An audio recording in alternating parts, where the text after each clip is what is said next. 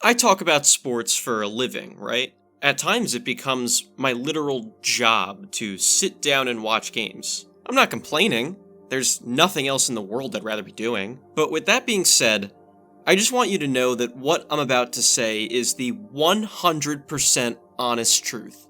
I mean this. The first day of the college baseball postseason is my favorite sports day of the year. I love it so much. The first day of the tournament always sees teams from all over the country comprised way differently from one another, who play the game way differently from one another, match up. These teams have never seen each other for the most part, and it leads to some absolute dogfights. Also helps that from like noon Eastern time through about 1 or 2 a.m. that night, you have constant all-day action of teams who want to win so damn bad, and make that very clear in their mannerisms on the field. It's my jam, what can I say? But much like college basketball, they set the tournament up so that the best teams get first-day opponents that are considered weaker in quality. Programs who are tangibly not getting as much respect because they're forced to play whoever the best and most dignified teams in the country are based on their ranking. And you know who might be the single most respected and dignified program in all of college baseball? Center field, DeMarco. There to make the catch. Vanderbilt on top of the college baseball world again.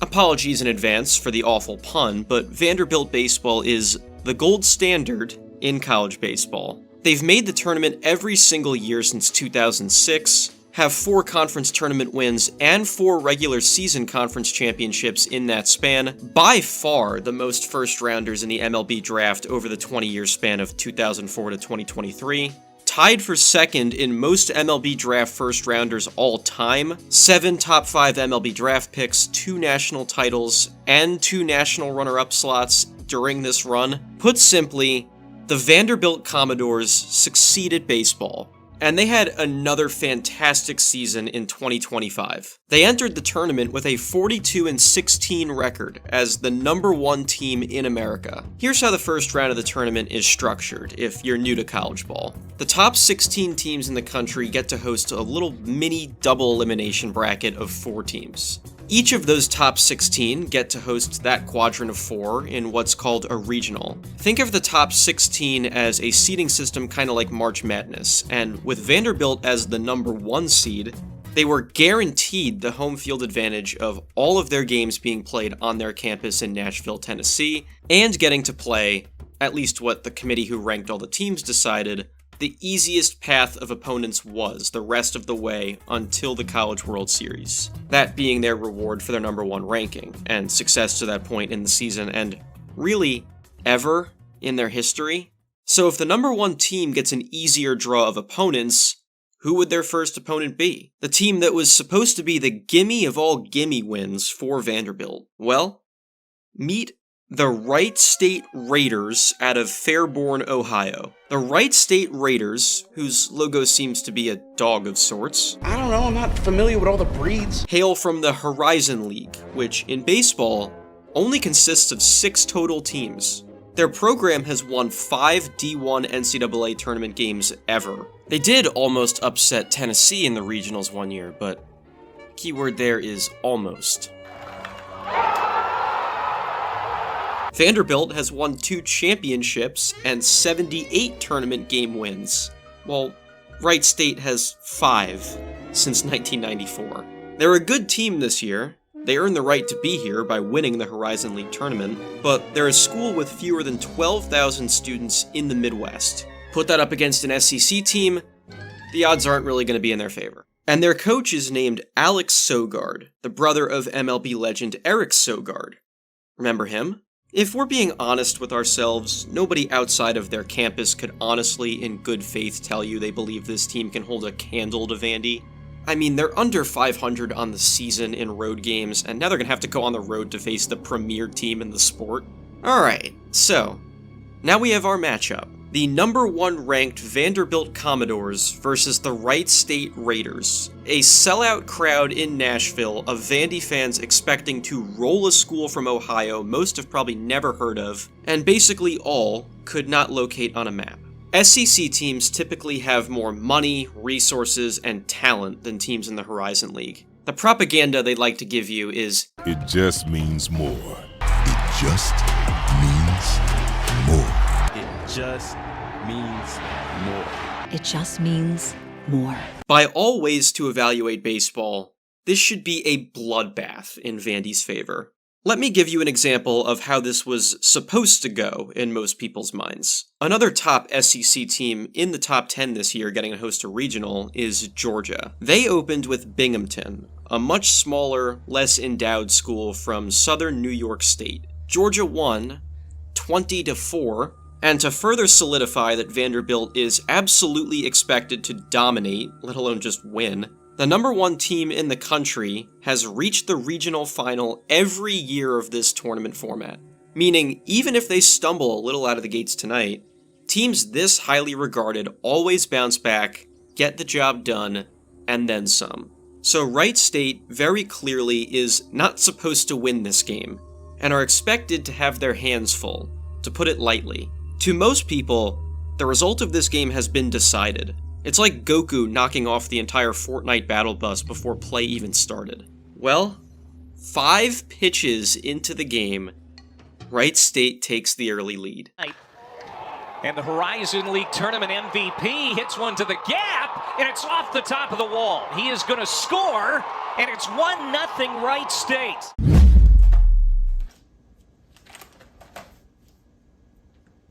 I love baseball cards, man.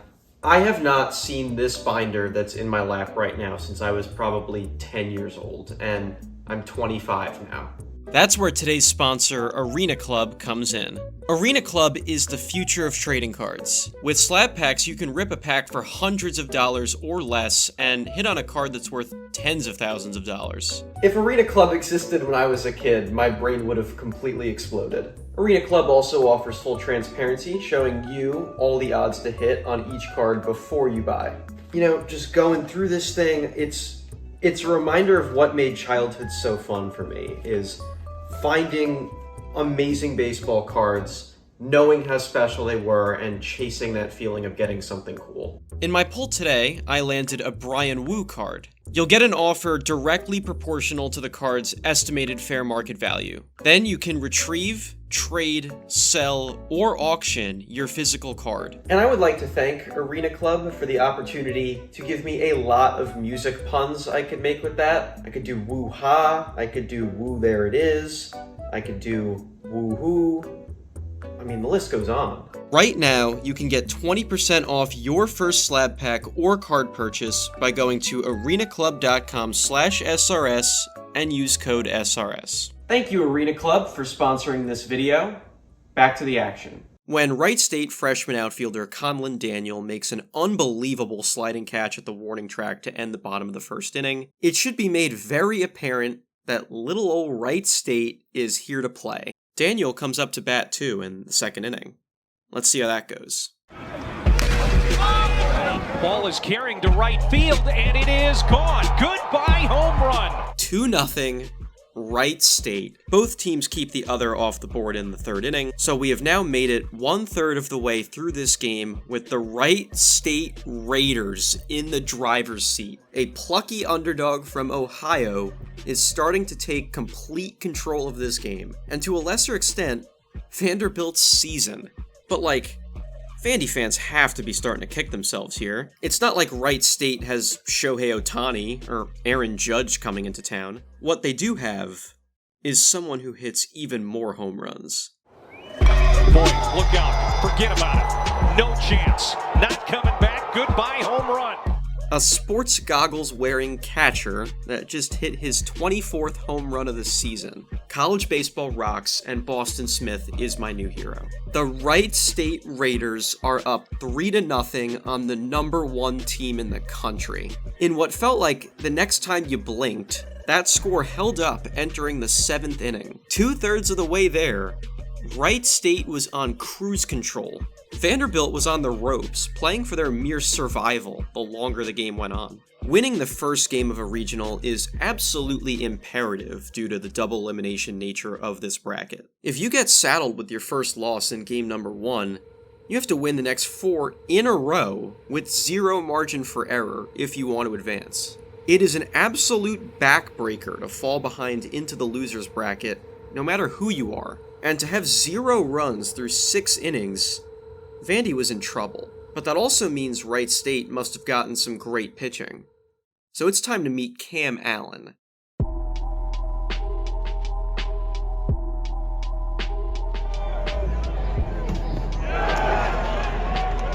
Great pitch, breaking ball diving out of the zone.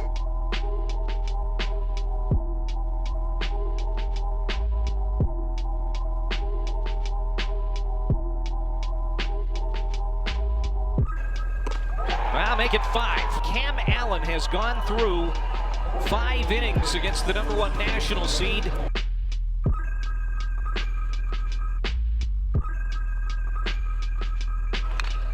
On the ground to first, and that ends the inning. Easy play for Will Cook.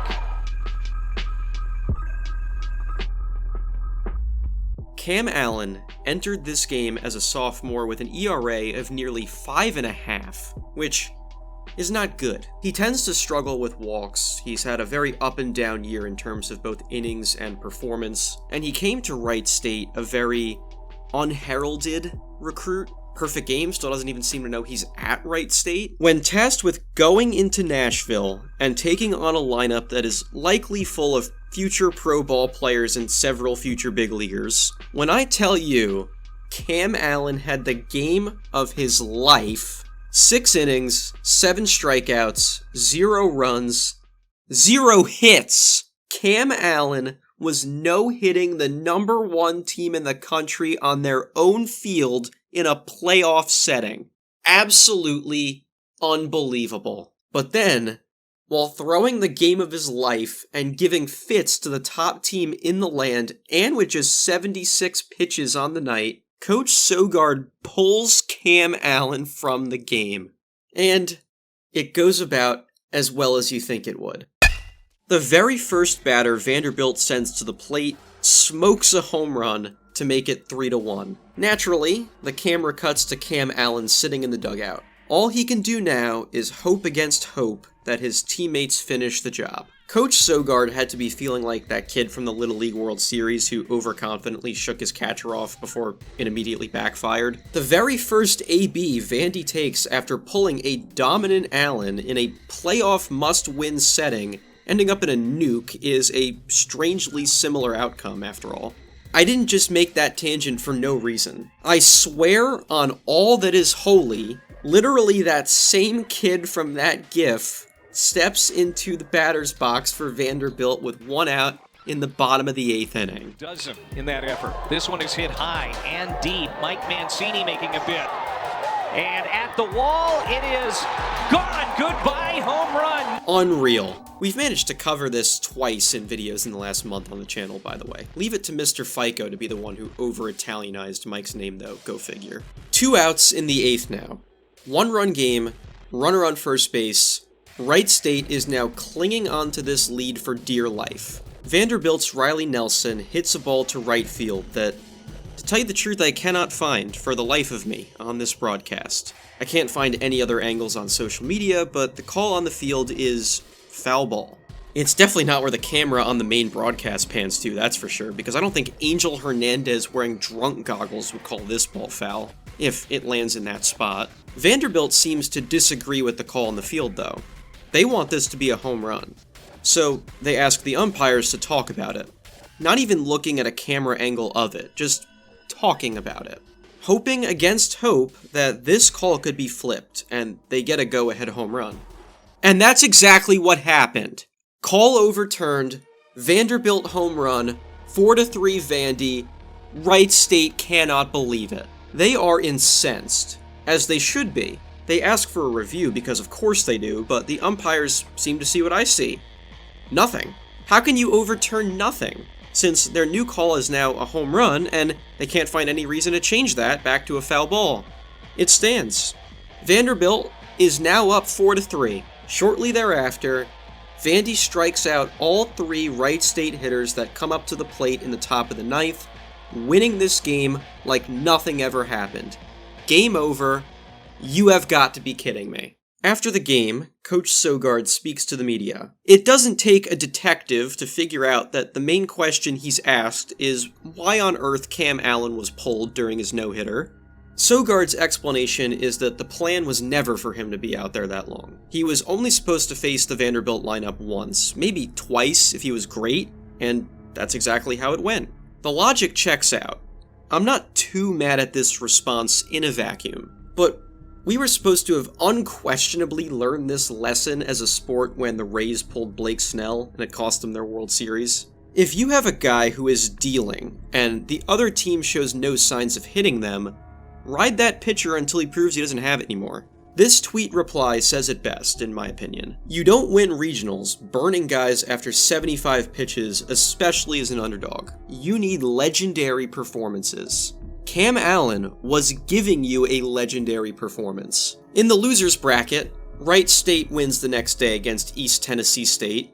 Boston Smith hits a home run, day that ends in Y after all, and their season is alive. But sitting in the losers bracket, there is no margin for error. Every game you play is now life or death. A loss ends your season.